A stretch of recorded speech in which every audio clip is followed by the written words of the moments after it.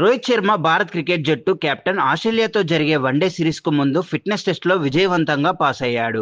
BCCI ఈ విషయాన్ని అధికారికంగా ధృవీకరించింది. గత కొన్ని వారాలుగా గాయంతో ఇబ్బంది పడిన రోహిత్ ఎన్సీఏలో జరిగిన ఫిట్నెస్ టెస్టులో రన్నింగ్, స్ట్రెంగ్త్ ట్రైనింగ్, బ్యాటింగ్ డ్రిల్స్లో తన సామర్థ్యాన్ని నిరూపించాడు. బీసీసీఐ అధికారి మాట్లాడుతూ రోహిత్ పూర్తి ఫిట్నెస్తో ఉన్నాడు, సిరీస్కు సిద్ధంగా ఉన్నాడు అని తెలిపారు. డిసెంబర్ 2025లో ప్రారంభమయ్యే ఈ 3 వన్డే మ్యాచ్ల సిరీస్ 2026 వన్డే వరల్డ్ కప్కు సన్నాహకంగా కీలకం. రోహిత్ గతంలో ఆస్ట్రేలియా పర్యటనలో అద్భుత ప్రదర్శనలతో పేరు తెచ్చుకున్నాడు. 2020-21 టెస్టు సిరీస్లో అతని నాయకత్వంలో భారత్ చారిత్రాత్మక విజయం సాధించింది. రోహిత్ ఓపెనర్గా శుభ్మన్ గిల్తో కలిసి బరిలోకి దిగనున్నాడు. విరాట్ కోహ్లీ, కేఎల్ రాహుల్, జస్ప్రీత్ బుమ్రా వంటి సీనియర్లతో పాటు ఇషాన్ కిషాన్, రుతురాజ్ గైక్వాడ్ వంటి యువ ఆటగాళ్లు జట్టులో ఉన్నారు. ఆస్ట్రేలియా జట్టు ప్యాట్ కమ్మిన్స్ నాయకత్వంలో Steve Smith, David Warner, Mitchell స్టార్క్లతో బలంగా ఉంది.